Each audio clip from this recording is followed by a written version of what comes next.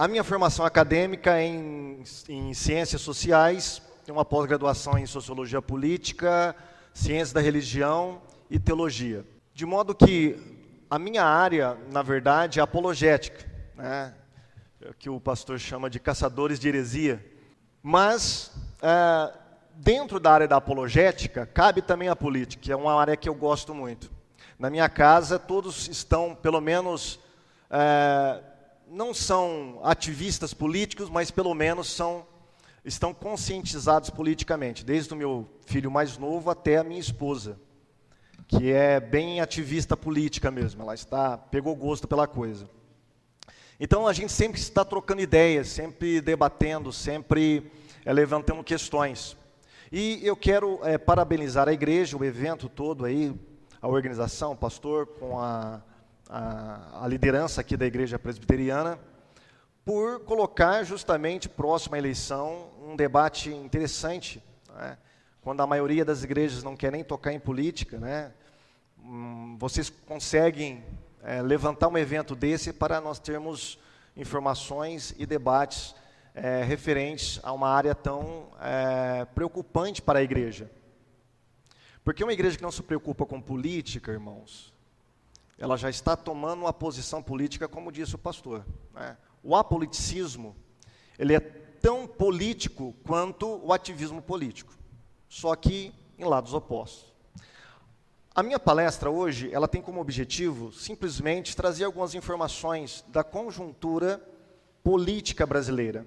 Tá?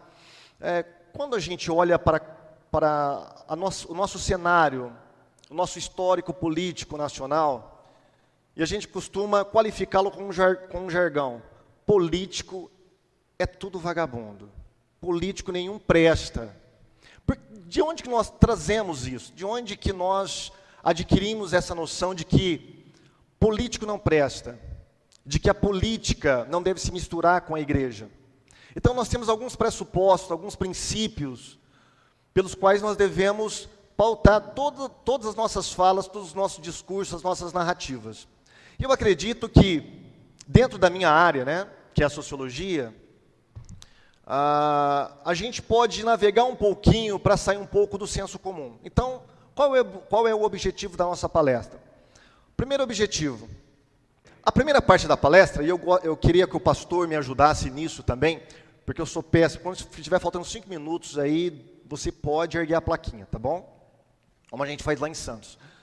A primeira parte, então, eu quero falar com vocês sobre identidade social, tá? Como nós navegamos no nosso social. Vamos falar um pouquinho sobre a nossa herança cultural, a nossa construção de identidade social. E num segundo momento aí nós vamos falar realmente sobre política e religião, ok? Muito bem. Quem conhece essa frase aí? Quem já falou essa frase? Isso, confesse aí, vamos lá. Igreja é o lugar melhor para se confessar. Política, religião e futebol não se discute. Não é? Quantas vezes você já ouviu e até já falou sobre isso? Essa frase, irmãos, ela não diz respeito apenas a limitações de assuntos. Ela não diz respeito a opções de opiniões. Se nós formos procurar um pouquinho mais lá, estruturalmente falando, nós vamos encontrar atrás dessa frase toda uma estrutura cultural que permeia a sociedade brasileira. Quando a gente fala política, religião e futebol não se discute, nós estamos querendo evitar conflitos. O que está estruturalmente por trás dessa frase é evitar conflitos. E evitar conflitos é praticamente a navegação que o brasileiro sabe fazer no mundo social. Tá? Então, eu gostaria, antes de falar sobre política e fé, falar um pouquinho da nossa identidade cultural. Como nós nos construímos como brasileiros? Qual é a nossa identidade brasileira? Não é? Qual a diferença entre ser humano e ser brasileiro? Quando eu falo sobre identidade de ser humano, estou falando de uma identidade psicobiológica e também, de algum modo, social. Mas quando eu falo sobre identidade brasileira, eu estou falando de uma identidade social e cultural. Também psíquica, mas mais cultural e social. Qual é a nossa herança? Por que nós agimos assim? Por que os políticos brasileiros agem como agem? Por que nós confundimos entre privado e público constantemente? Por que um deputado precisa pegar um avião da FAB, um avião do Exército, e viajar para assuntos particulares? Isso se torna normal. Por que um prefeito, um vereador, pega o carro da prefeitura e vai até sua casa almoçar? Ou pegar o seu filho na escola? Tudo isso está introjetado em nós, nós assimilamos essa cultura. E essa cultura deve ser procurada lá atrás. Todo esse meio de navegação, esse meio de comportamentos e de pensamentos que nós temos, não só como políticos, mas como brasileiros, tem sua origem lá atrás. Tá? Então é sobre isso que eu gostaria de falar um pouquinho para vocês aí nesta manhã. Vamos lá. A nossa herança cultural, tá? Entender o passado é a chave para você entender o presente. É o que eu chamo de chave hermenêutica, a chave de interpretação. Para você saber como a política brasileira está, como são os nossos políticos e como somos nós também, dentro da igreja, muitas vezes, e nós como brasileiros, como seres sociais, nós devemos encontrar essa chave hermenêutica lá atrás, é a chave de interpretação para nós fazermos uma leitura correta da nossa atualidade. Então aqui eu gostaria de chamar para a nossa conversa 3 carinhas interessantes que eu gosto muito. O primeiro carinha, esse cara aí, olha, Gilberto Freire. Já ouviram falar? Já leram Casagrande Senzala? Já leram? É um livro clássico, maravilhoso. O objetivo de Freire, tá, lá no começo do século, era simplesmente fazer uma pergunta: quem sou eu como brasileiro? Por que eu gosto disso e não daquilo? Por que eu me comporto dessa maneira? Por que eu penso dessa maneira? Então ele se lançou a uma pesquisa. E como ele era lá das bandas de Pernambuco, né, estado maravilhoso, ele começou a investigar a nossa herança no princípio. Tá? De onde que vêm os nossos pensamentos, de onde que vem o jeito que nós nos comportamos em sociedade. E ele foi buscar essa resposta onde? Na Casagrande e na Senzala, no colonialismo. E ele começou a perceber que dentro da nossa sociedade existe um tipo de cultura que nasceu lá atrás. E para nós entendermos como esse homem ele se comporta na vida pública, nós devemos nos voltar lá atrás na Casagrande e Senzala. Então ele vai mostrar para nós que a junção dessas 3 raças, né, o português, o indígena e o africano, ele construiu uma harmonia. Essa junção abafou os conflitos. De modo que o Brasil, de todos os países da América, é o que tem mais harmonia entre as raças. E ele vai falar assim, ó, isso está ligado quando o escravo entrava para dentro da Casa Grande e se misturava com o senhor de engenho e com a sua família. Esse modo de relação social, em que o escravo entrava para dentro da Casa Grande e se tornava mais um da família. Isso vai mostrar um tipo de navegação que nós vamos encontrar na vida pública. Por quê? Porque nós temos um modelo familiar ali, que é o patriarcal e patrimonialista.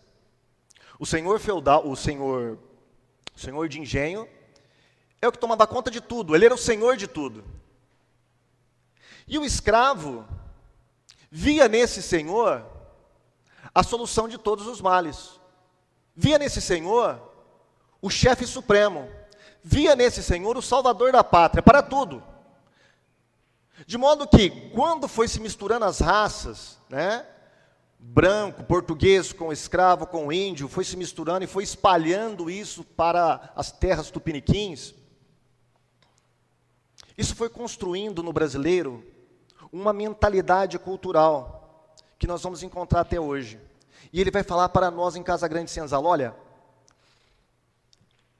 Isso, na mentalidade de Freire, não é interessante esse modelo que está vindo do exterior, esse modelo impessoal, esse modelo de leis. Isso prejudica a cultura brasileira. Por quê? A cultura brasileira, ela é firmada, ela é fundamentada na pessoalidade, nas relações de intimidade. Você já percebeu que o brasileiro, na hora de votar, ele se preocupa mais com o executivo do que com o legislativo? Quase que a gente nem olha, deputado, senador, quem é o cara mesmo para a gente votar? Não, mas presidente, eu tenho meu presidente. Eu tenho o número dele na ponta da língua, eu tenho o nome dele, eu sei tudo sobre ele. De onde que vem essa mentalidade da gente se preocupar apenas com o presidente, com o executivo, dar maior importância ao executivo? A mentalidade senzala. Ele vai dizer para nós, olha, o brasileiro acostumou a procurar autoridades em que essa autoridade toma o poder por ele e ele só fica esperando. Ele fica no favor. Ele vai dizer para nós, olha, o homem brasileiro, ele navega na via pública com a mentalidade ou de senhor de engenho ou de escravo de senzala. De senhor de engenho, ele é autoritário. De mentalidade de escravo de senzala, ele procura favores. E não é assim que se comporta o brasileiro? É dessa maneira. Estamos à procura de favores. Mas quem vai desenvolver isso não é o Freire. Quem vai desenvolver isso perfeitamente é o Buarque de Holanda. No livro Raízes do Brasil, ele vai pegar toda essa pesquisa também do Freire e vai montar em cima dela algo fenomenal. Ele vai desenvolver um conceito chamado de homem cordial. Ele vai falar que o Brasil, ele tem um modo de comportar na vida pública, que é o homem cordial. Quando ele começa a escrever o seu livro, ele está lá em Berlim, ele está na Alemanha, e ele vai mergulhar nos escritos de Max Weber. Ele vai utilizar toda a metodologia de Weber para fazer uma análise da conjuntura brasileira. Então ele vai falar para nós, olha, o nosso problema está lá na colonização. Nós herdamos a cultura e a herança portuguesa.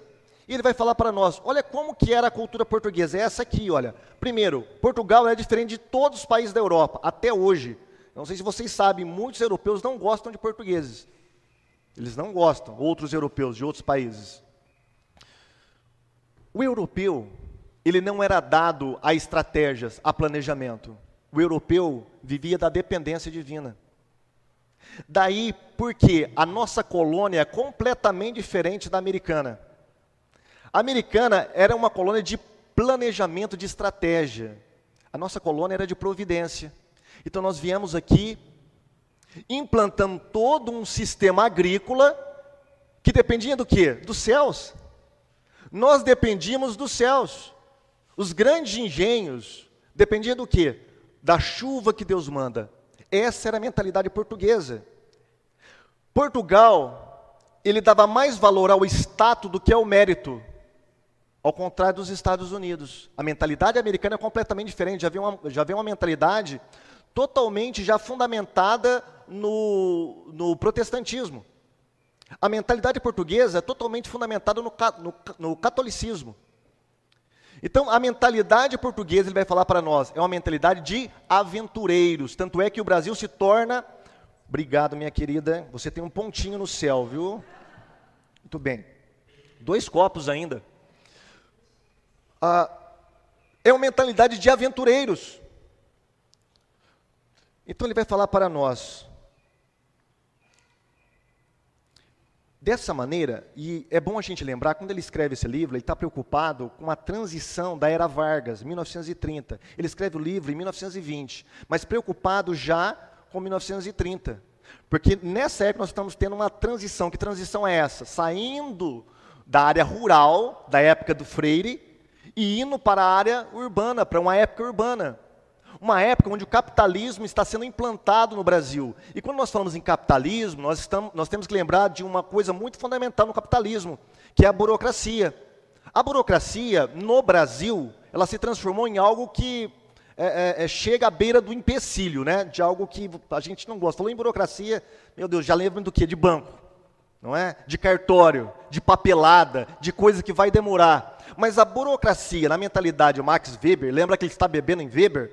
Ela é muito boa porque ela preza pela eficiência, impessoalidade, pelo governo das leis, pela meritocracia. Isso é burocracia. É isso que fez o capitalismo ir para frente.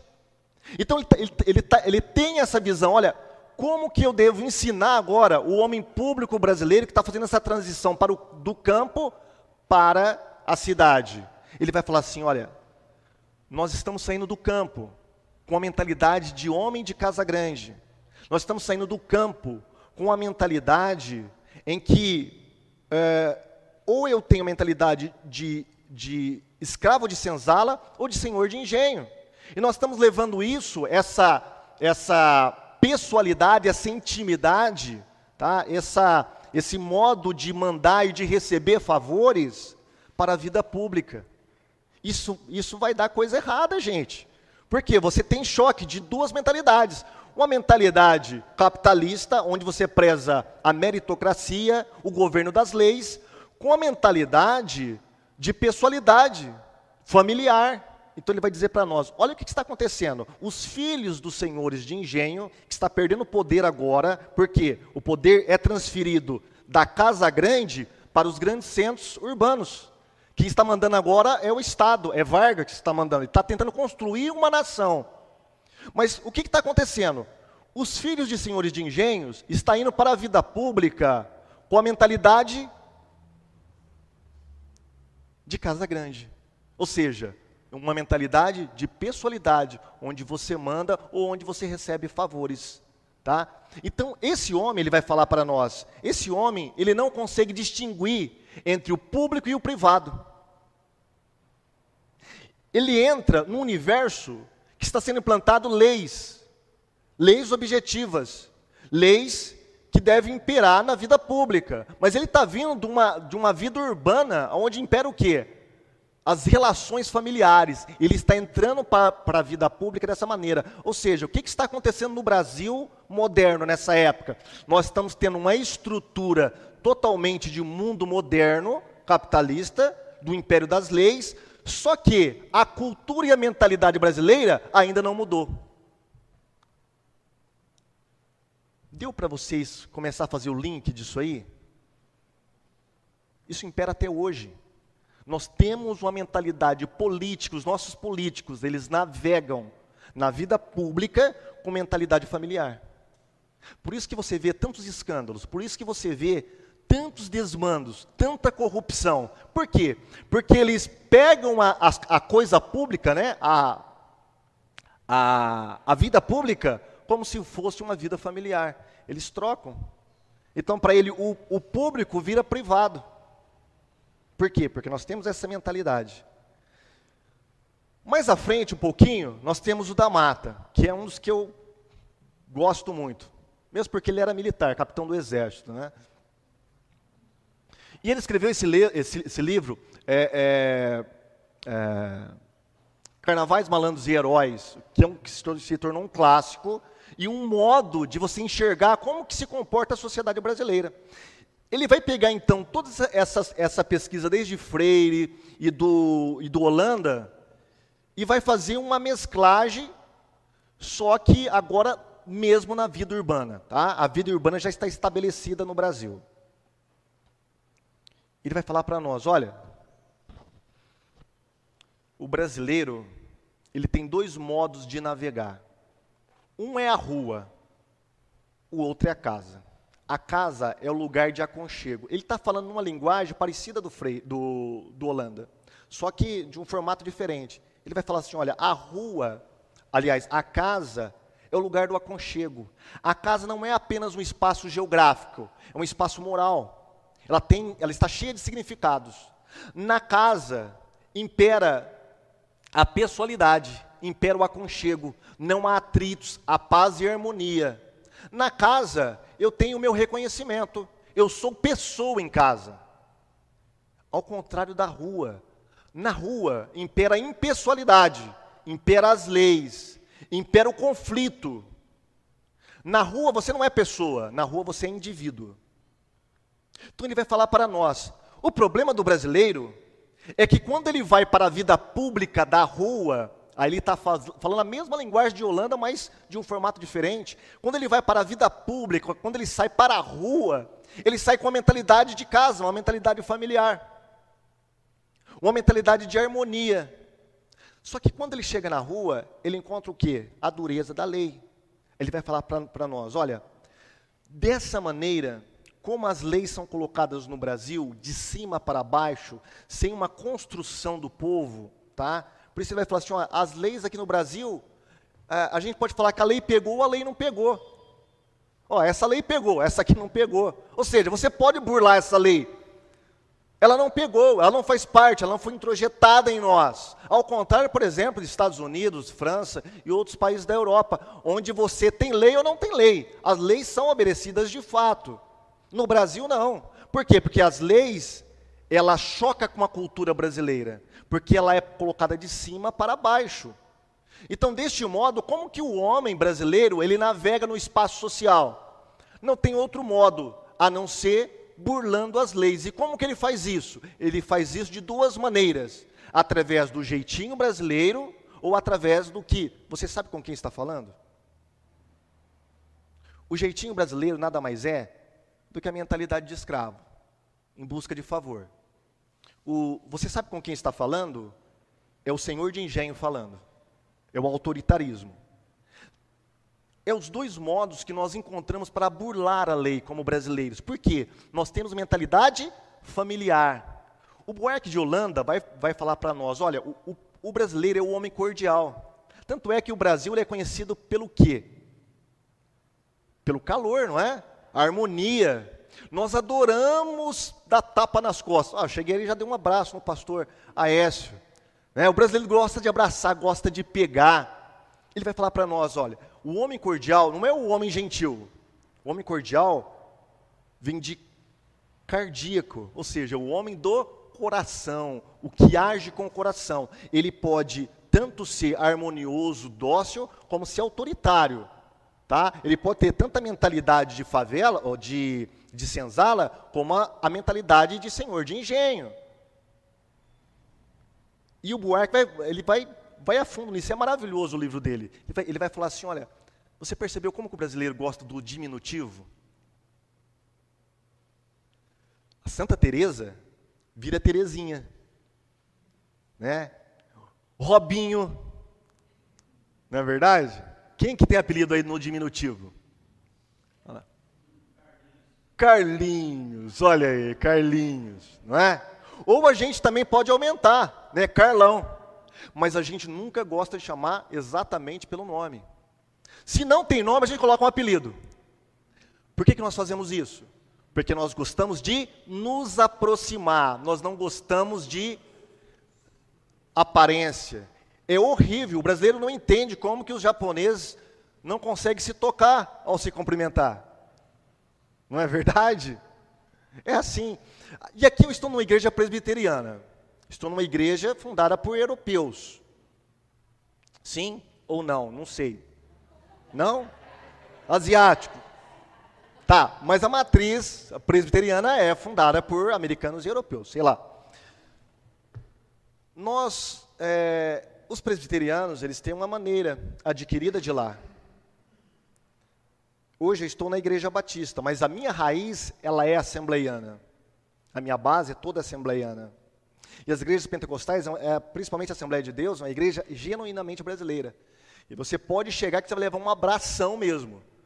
Tá? O diácono que tá na porta, sem dente lá, ele vai te dar aquele abraço caloroso. Eu não me adaptei muito bem nos primeiros meses na igreja batista, porque nós temos uma cordialidade europeia, diferente do brasileiro. O brasileiro gosta de calor, ele gosta de intimidade. De modo que o D'Amato vai falar para nós assim, olha, o que acontece quando o homem vai para a vida pública? Ele burla a lei. Ele tem duas maneiras. O jeitinho brasileiro. O jeitinho, eu não nego a lei. Eu simplesmente domestifico a lei ao meu favor. É quando você está ali, ó, apressado e chega na fila do banco, aquela fila imensa, mas você conhece o caixa. O que você faz? Dá uma volta. Ô Ricardinho, você pode pagar aí? Amanhã eu passo aí e pego, beleza? Beleza, tranquilo. Sem nenhum problema. Você parou o carro e não pare. Aí chega o guarda lá para te multar. Moço, eu fui levar a minha mulher que está passando mal, pelo amor de Deus. Pelo amor de Deus, o senhor não é cristão? Jeitinho brasileiro. O jeitinho, vendo de uma perspectiva sadia, ele é até bom. Porque ele é criativo, o brasileiro é muito criativo, né? É só você olhar os memes que é feito sobre política, você vai ver como que é criativo o brasileiro. Mas o jeitinho do lado ruim, mal, ele prejudica. Porque nós somos avessos às leis, nós não gostamos de impessoalidade. Muito bem. Então, dessa maneira, ele vai falar. E ele vai falar mais, ele vai falar assim, ó, além do jeitinho, do sabe quem você está falando, porque você sabe com quem está falando, é a maneira de você navegar com a mentalidade de senhor de engenho. É burlar a lei, só que de uma maneira autoritária. É você falar assim, ó, nem todos são iguais perante a lei. Existem aqueles que estão num patamar superior. Você sabe com quem você está falando? Eu sou o vereador fulano de tal. Ah, mas o cara foi pego alcoolizado, meu. Dirigindo alcoolizado, mas ele fala para o policial. Você sabe com quem está falando? Eu sou o juiz fulano de tal, mas o cara está bêbado no volante. Você sabe com quem está falando? Eu sou a empregada do delegado lá fulano de tal. É o jeitinho autoritário de senhor de engenho, enquanto o outro é o de mentalidade de senzala. É dessa maneira que nós navegamos o nosso espaço social, e dentro da igreja da mesma maneira. Tá? Por exemplo, ele vai dizer para nós que o catolicismo não provocou nenhuma reação política na nação brasileira por causa dessa maneira adocicada, do jeitinho, não é? O catolicismo popular, ele não tem força para impor uma moral na vida pública. Tanto é que todas as grandes modificações que foram feitas no país, foram feitas por maçons. Perceberam isso? Independência, república, maçons. Não foram por católicos. Então ele vai dizer para nós, a nossa maneira de navegar, ela tenta burlar a lei. E tem mais uma maneira, a maneira do malandro, ele vai falar. Por isso que é malandros e heróis. O malandro, ele faz do jeitinho o seu modo profissional de viver a vida pública. O malandro, para se tornar malandro, ele precisa de um contraponto, o otário. Porque senão não tem malandro. Tem que ter o otário. O otário é a escada do malandro. E quem é o otário? O otário é aquele que obedece às leis. O malandro não. O malandro, ele tem que burlar as leis. Ele tem que viver da quebra das leis. E mostrar que eu prefiro a impessoalidade do que a pessoalidade do que a impessoalidade das leis. Muito bem. Irmãos, isso aqui só foi para mostrar para vocês como é feita a mentalidade cultural brasileira. E essa mentalidade é a mentalidade dos nossos homens públicos, que toma conta da República brasileira. É dessa maneira. Então, não nos deve assim assustar, para quem conhece, né, essas estruturas culturais, não nos assusta saber como está a política brasileira fundada na corrupção. Isso não é questão do PT apenas, vem lá de trás. Vem lá de trás. Tá? Por quê? Porque nós temos essa mentalidade. Muito bem. Eu já devo estar passando do horário aí. Opa. Então, a nossa sociedade, ela foi formada por um corte enorme entre elite e o povo. Tudo vem de cima para baixo. O povo não constrói. O povo precisa do quê? De um salvador da pátria. Por isso que a gente abdica da nossa maneira de tomar decisão, abdica da nossa liberdade, da nossa segurança, para transportá-la para um salvador da pátria. Para um salvador da pátria.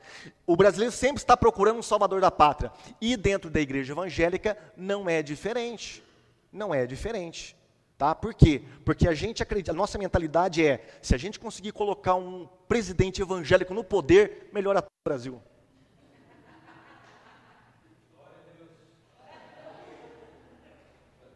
Será? Será? Percebeu que a gente tem ideias messiânicas? O brasileiro está à procura de um Messias. Entendeu? Messias.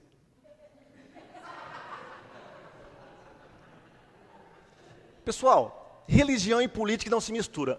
Esse livro aqui, do Paul Freston, eu perdi uma ótima oportunidade de fazer mestrado com ele, mas ele já foi embora do Brasil. Ele é inglês, dava aula aqui na UFSCar, de pós-doutorado em Sociologia da Religião, um homem muito capaz, muito inteligente. Tem um livro chamado Política, Igreja e Estado... Política sim, Igreja e Estado não, estou com um livro aí.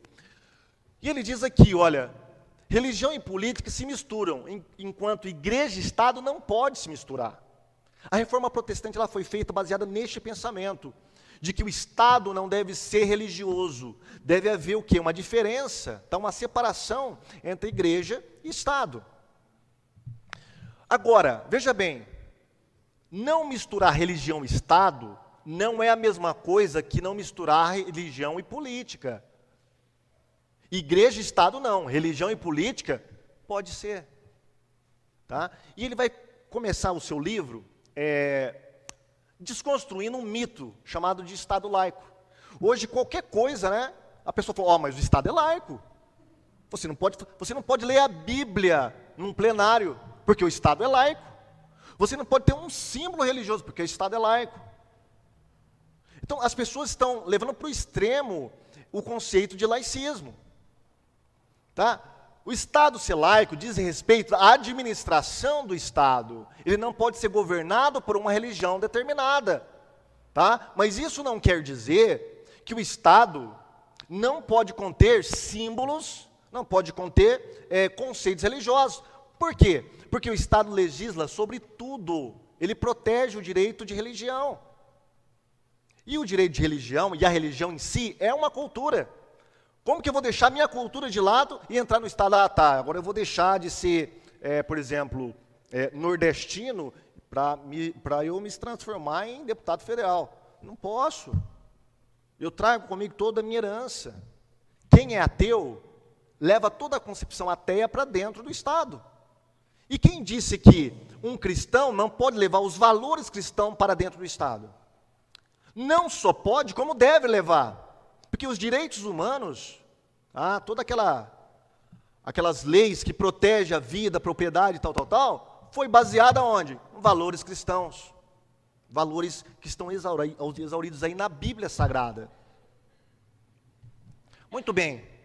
Aí nós devemos evitar alguns extremos. Tem um grupo de ateus aí, chamado Ateia, que é uma organização, eles estão fazendo marcação cerrada em tudo que diz a respeito da religião, de algum modo em repartições públicas. Por exemplo, essa reportagem aqui, lá em Praia Grande, tem uma praça lá, eles mandaram tirar a Bíblia da praça.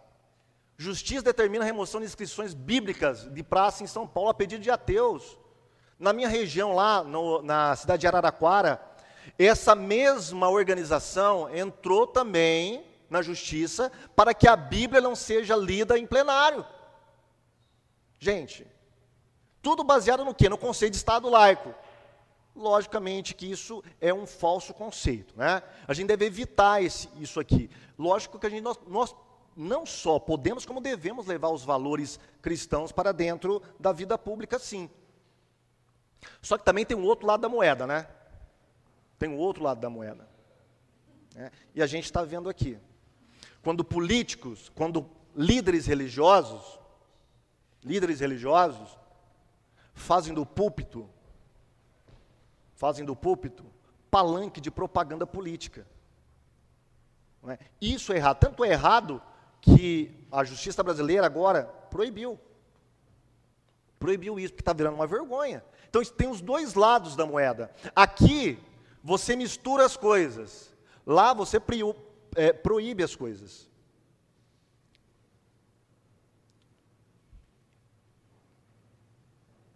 Agora, o que tem a ver Jerusalém com Brasília, gente? A frase o que tem a ver Jerusalém com Atenas, né? É a frase de Tertuliano, que ele era contra. a filosofia. Então ele falava, o que tem a ver Jerusalém com Atenas, né? A filosofia com a teologia, com a Bíblia. Na visão dele não tinha nada a ver. A nossa pergunta é, o que tem a ver Jerusalém com Brasília, gente? O que tem a ver? Tem a ver ou não tem a ver? O que vocês acham? Sim ou não? Sim ou não, pessoal? Tudo bem, lógico que tem a ver, né? Lógico que tem a ver. Só que a gente está numa situação muito grave, tá? Qual que é a política evangélica que nós temos? E quem são os políticos evangélicos? Ou os evangélicos políticos que nós temos? Eles estão representando bem os valores cristãos? Ou eles estão apenas reproduzindo essa mentalidade que eu acabei de descrever para vocês? Eu costumo falar que a política não faz o ladrão. O cara já vem ladrão. Tá? Ali ele apenas tem a ampla oportunidade de se manifestar como tal. Um candidato evangélico que se corrompe na política, ele já está corrompido dentro da igreja. Muitas vezes, irmãos, o sistema eclesiástico dentro das nossas igrejas, ele propicia a corrupção. Tá? E dependendo do modelo eclesiástico que você adota, ou seja, o de monarquia, né? O episcopal, ou o presbiteriano, ou o congregacional, esses três modelos básicos que nós temos, né, de eclesiástico, ele pode se aproximar mais para propiciar a corrupção ou não. Por exemplo, eu acredito que o modelo episcopal ele é mais suscetível à corrupção. Olha como que funciona o negócio. O pastor fulano de tal, que é o presidente da igreja, tá ali, ele é o mandatário de tudo. Ele não tem nenhum corpo de obreiros que freia as suas decisões. Ele manda, ele é o chefe supremo, é o senhor de engenho. Então, ele vai fazer um evento, um grande evento. E para esse evento, ele vai precisar, por exemplo, de ônibus de graça. Onde que ele vai? Ele vai lá no vereador Zezinho fulano de tal. Zezinho, eu preciso de ônibus, meu filho, para a igreja, para a obra de Deus. O Zezinho não tem empresa de ônibus, ele é vereador. Onde que ele vai recorrer? Na empresa fulana de tal. Na empresa Vai com Deus. Chegou na empresa Vai com Deus, ele vai pedir alguns ônibus, baseado no quê? No seu status de vereador. Ele pede o ônibus, a empresa concede. Eles concedem porque eles são bonzinhos, porque são cristãos? São republicanos? Não, sempre visando o interesse. Cede 2, 3 ônibus. Não, vereador, o que o senhor precisar, vereador? Estamos com as portas abertas, cede o ônibus para a igreja. Só que a prefeitura, quando vai fazer licitação, quando vai ter que colocar uma empresa nova, essa empresa Vai com Deus, vai concorrer com as outras. E o vereador, ele vai ser um dos que vai votar a favor ou contra. Na hora dessa empresa ganhar isso, ela vai onde? No vereador Zezinho. E aí você tem o quê? Um ciclo de corrupção. Tá? Por quê? Porque o vereador Zezinho, que cedeu o ônibus para a igreja, para ele ganhar a eleição, onde que ele vai? No pastor. O pastor, que é o senhor de engenho, vai controlar todo o rebanho, que a gente viu aqui atrás, vai controlar toda a massa, e fazer a massa votar no vereador Zezinho. De modo que, quando o pastor fulano de tal precisar de alguma coisa, tijolos, argamassa, tudo que ele precisar para construir a sua nova igreja, vai aonde? No vereador Zezinho. O vereador Zezinho vai aonde tem essas coisas. E essas pessoas vão voltar no vereador. E aí a gente tem um ciclo de corrupção. Agora, imagina um político saindo dentro deste molde e entrando na vida pública. Você acha que ele vai levar ética para dentro da vida pública, mesmo sendo cristão? Sabe por quê? Porque ele já está viciado dentro da sua própria igreja. A falta de ética começa aqui dentro entre nós. Então, não é de admirar, que eu vou mostrar para vocês, o que está acontecendo, irmãos. 32 deputados da nossa bancada evangélica, frente parlamentar evangélica, estão envolvidos em corrupção. Olha lá. Perdão. Opa. Meu Deus, já me perdi aqui. Aqui.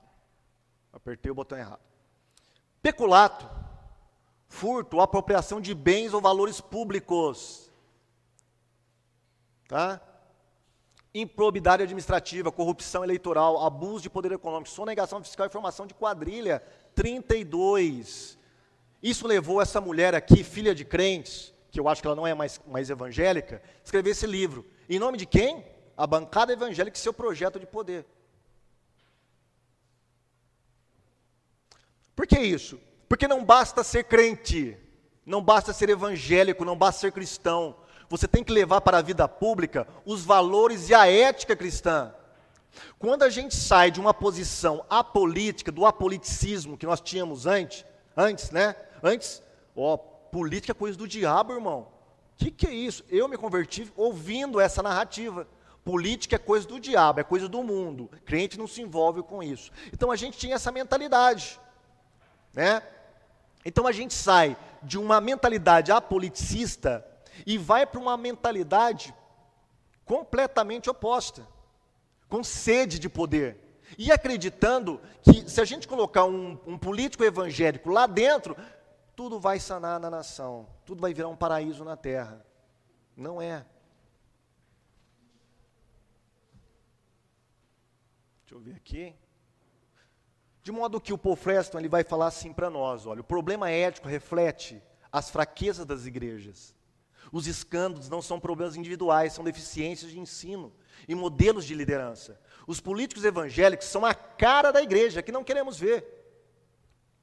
Nossa teologia passa por cima da ética pública.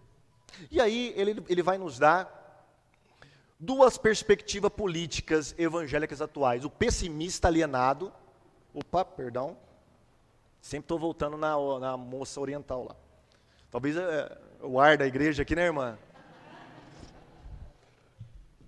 Pessimista alienado é o que não quer ver nada de política. Irmão, isso aí é coisa do diabo, é coisa do mundo. O meu negócio é com o reino de Deus. E o pobre coitado não sabe que ele vai precisar comprar, comer, vestir a família, e tudo isso depende de política. Se você não gosta de política, quem gosta vai te dominar. Isso é uma lei básica. Mas depois que nós começamos a gostar de política, sem passar por uma ética evangélica pública, nós vamos cair aqui, no triunfalismo messiânico. Acreditar que, pelo fato de nós termos um político evangélico, nós vamos ter uma nação abençoada. E o pior, muitas vezes, esses políticos evangélicos estão administrando a nação a partir de uma teologia viciada e herética, que eu vou falar para vocês que o Paul Freston fala. Primeiro, ele vai falar sobre batalha espiritual, tá? Mas deixa eu passar aqui. É aqui, né? Deixa eu mostrar um negócio aqui. Esses três foram presidentes. Esse cara aqui foi o primeiro presidente evangélico da África, Zâmbia. Tá? Esses dois aqui da Guatemala. Ok? Dois presidentes evangélicos, dois primeiros presidentes evangélicos da Guatemala. O Frederico Chiluba, ele era sindical, foi preso, se converteu na prisão, concorreu democraticamente às eleições, que quando a Zâmbia começou a se abrir para a democracia, ele concorreu, ganhou disparado do seu concorrente, lá, do seu opositor. O que ele fez? Primeira coisa, convocou todos os ministros das igrejas para a presidência. Para quê? Para fazer um culto de libertação da nação. Orar para expulsar todos os maus espíritos da Zâmbia. Ele acreditava que a nação estava dessa maneira pela maldição dos seus antepassados por causa da idolatria, em adorar espíritos. Solução simples, vamos chamar todos os pastores, a gente faz um exorcismo aqui, declara que a nação da Zâmbia é cristã a partir de agora, nós entramos num pacto com Deus e aí tudo vai melhorar. A Zâmbia vai passar de devedor para credor.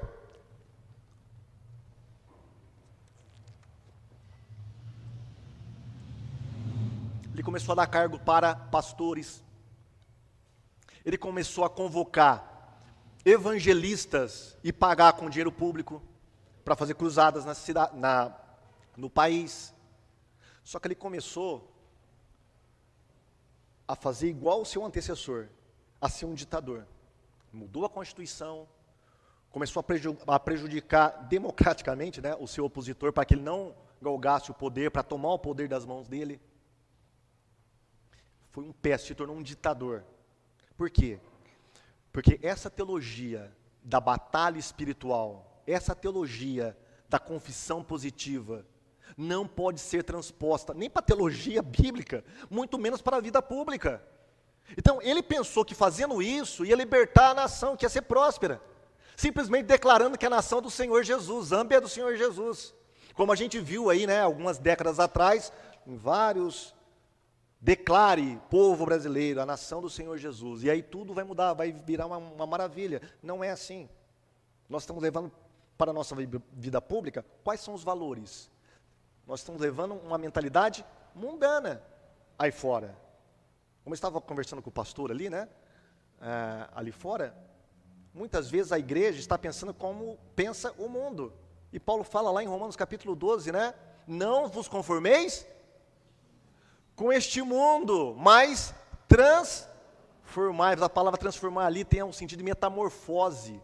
É aquela metamorfose, né, da lagartinha para a borboleta, transformação radical, total, numa maneira completamente diferente de ser, né? Transformados pela renovação da vossa mente, metanoia, renovação total da mente.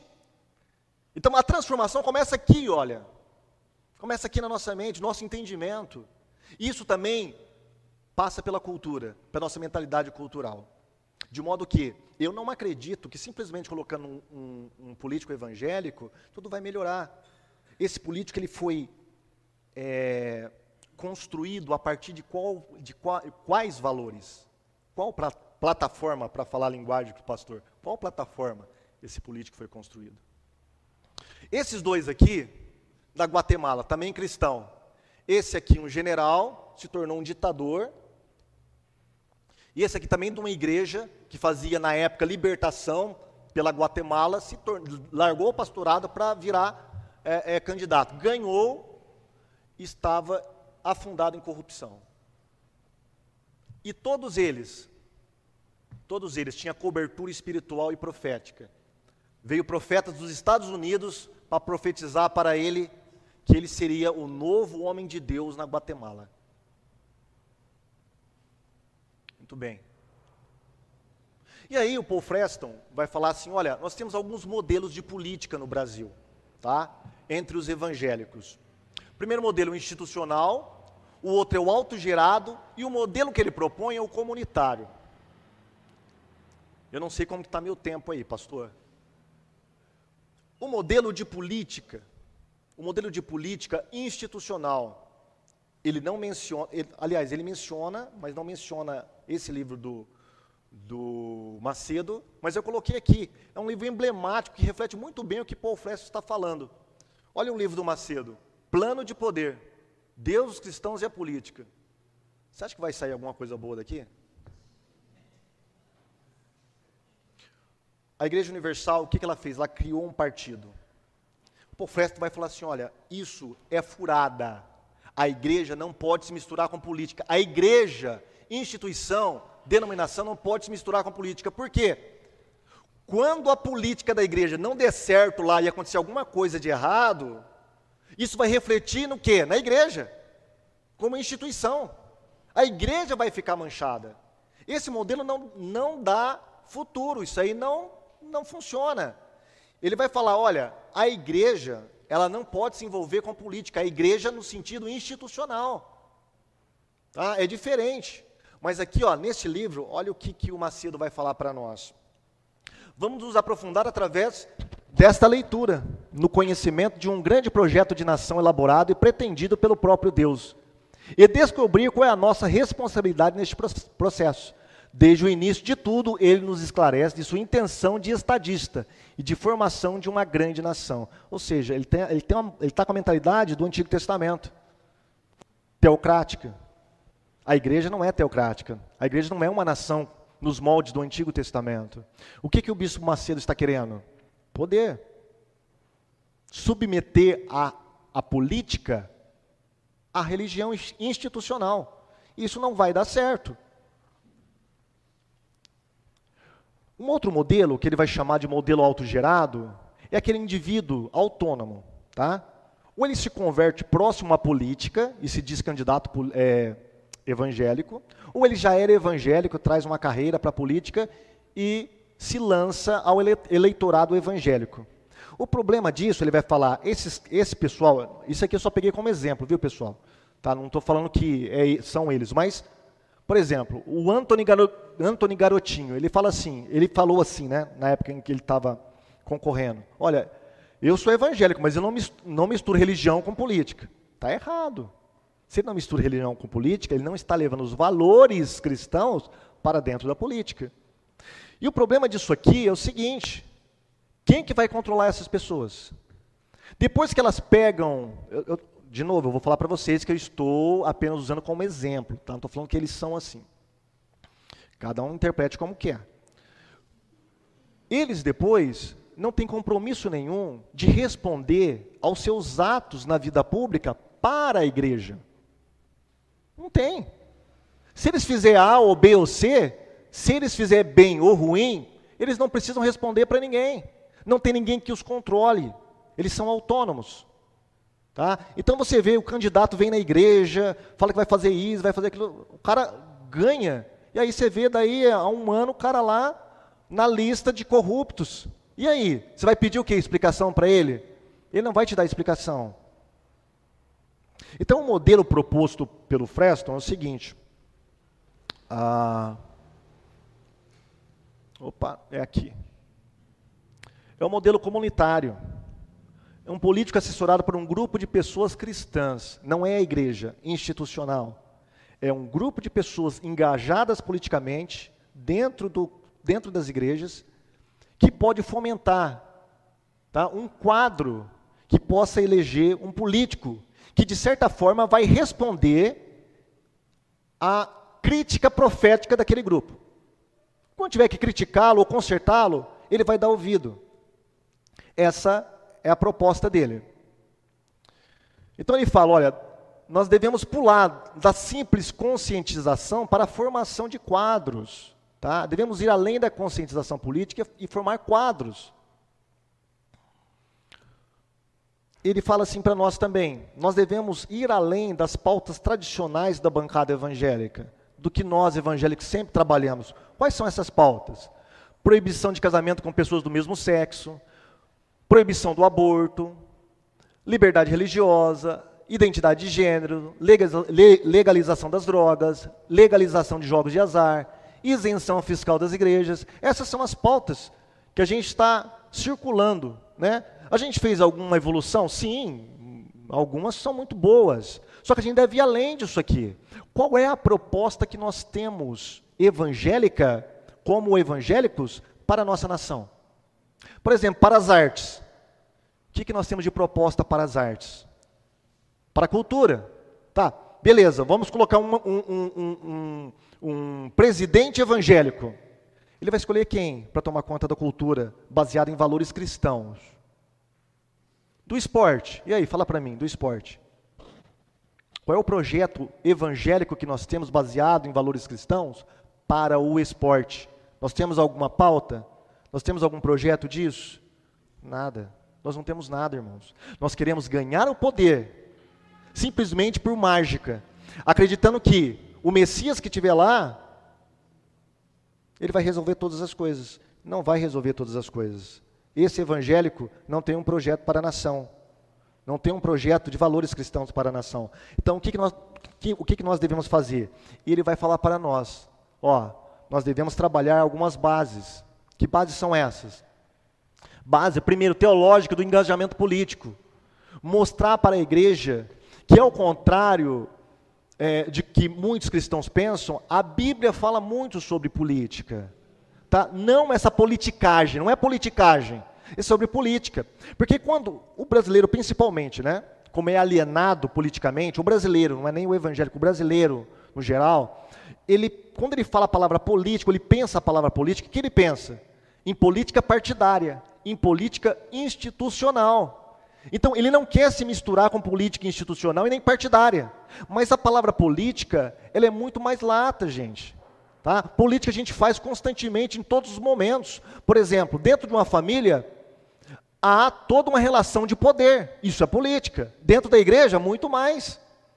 Quando o pastor aqui decide, tá? Eu quero fazer alguma coisa lá. Tá? Aí tem um órgão que vai assessorar esse pastor, que vai opinar, tal. Por exemplo, na Igreja Batista, como é congregacional, o pastor ele deve obrigatoriamente levar perante toda a igreja. Olha, eu quero comprar o terreno do lado.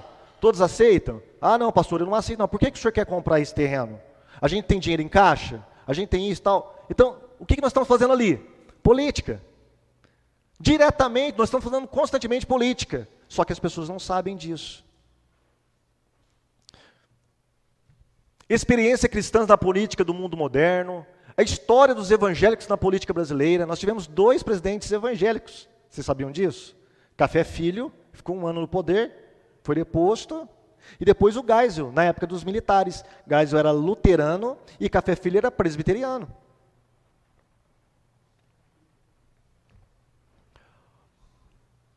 Organização de campanhas e exercício de mandato. Realizar debates sobre o processo eleitoral e de candidatos. Reunião para escolher nomes e propostas políticas. Isso é importante. Não é só simplesmente escolher a pessoa. Olha, esse aqui, como eu era da minha antiga igreja, simplesmente pegava, o fulano de tal agora que vai ser o político. Tá, e aí, o que esse cara vai fazer? Ele não fala nada. Só foi escolhido, todo mundo vai ter que votar nele. Por que eu vou ter que votar nele? O que ele vai fazer? Escolher pessoas estruturalmente ética e popular no meio evangélico, que dê bom testemunho. Lembra o capítulo 6 de Atos? Como que eram escolhidos os diáconos? Pessoas de bom testemunho na comunidade. Não é? E essa última aqui não é dele, é minha, que eu acho imprescindível, investimento na educação política formal nas igrejas. Eu já estou escrevendo um projeto para a minha igreja, e vou levar o pastor para formar grupos de estudo, em princípio, grupos de estudo sobre política na igreja. Nós precisamos mudar esse quadro. A gente precisa educar politicamente os crentes, os evangélicos. Porque senão, irmãos, a gente vai ficar patinando sempre, tá? A gente vai cair no fisiologismo político, tá? No triunfalismo messiânico, sempre, sempre, sempre. A gente precisa educar, tudo parte da educação. Bom, deixa eu tomar meu copo com água. Já está orado, né, irmã? Já orou, né? Eu já estou acabando, viu, gente? A segunda solução não é dele, tá? Essa solução é a redenção da cultura pela cosmovisão cristã.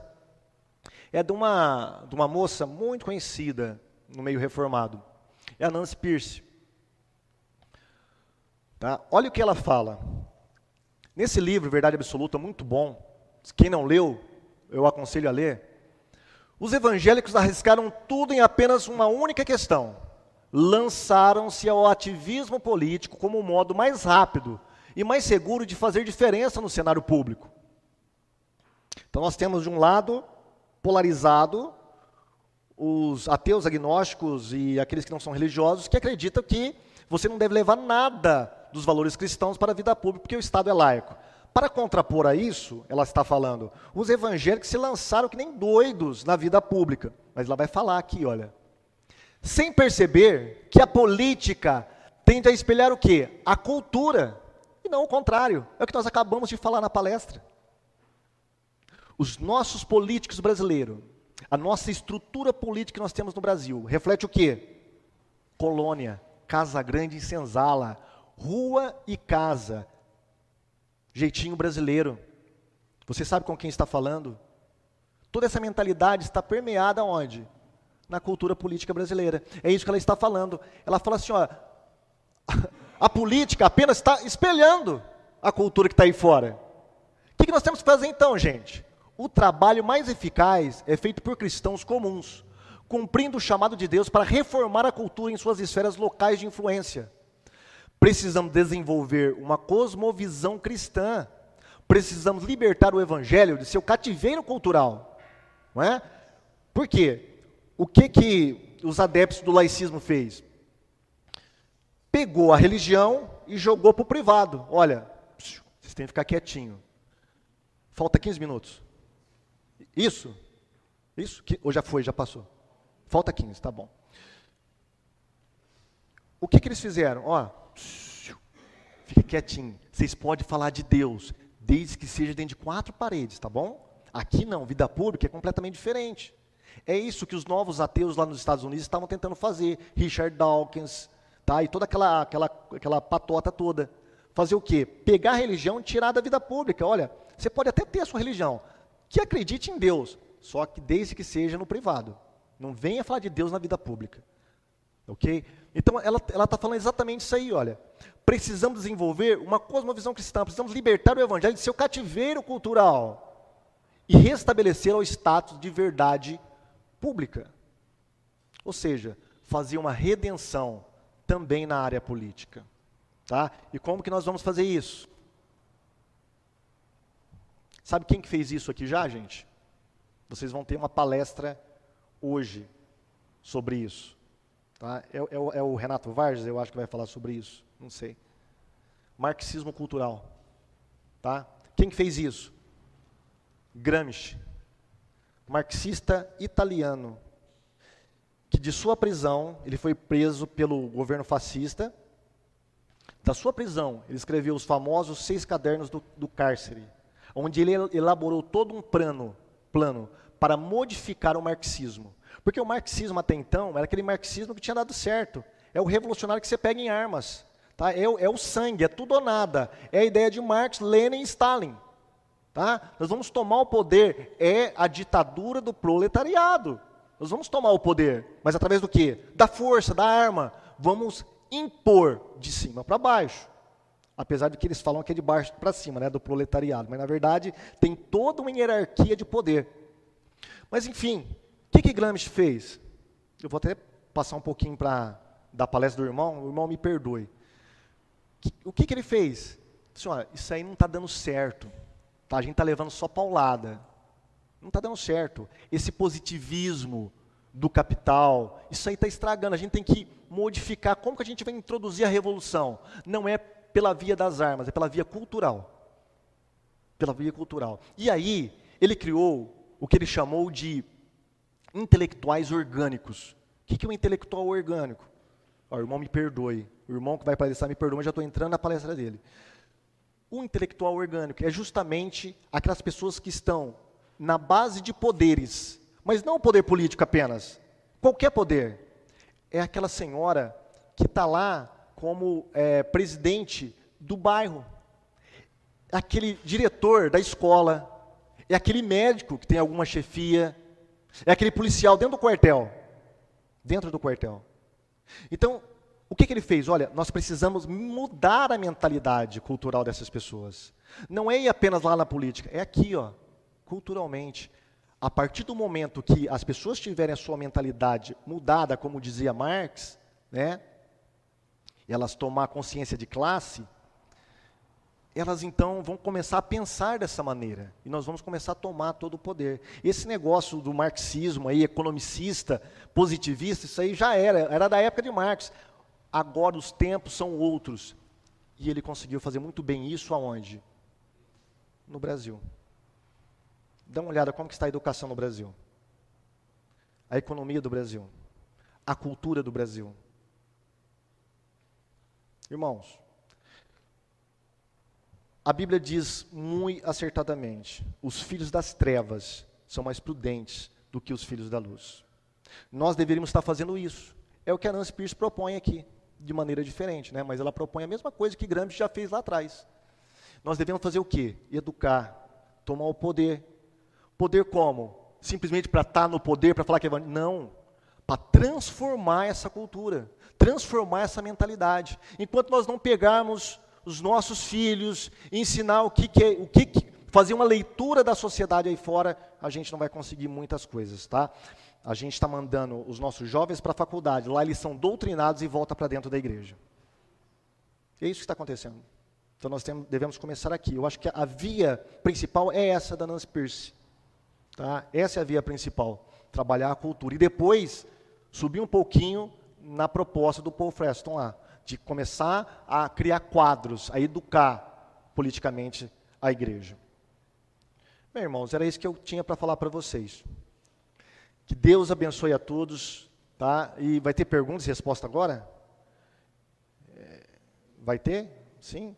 Se tiver, eu vou falar como Lutero, e que Deus me ajude.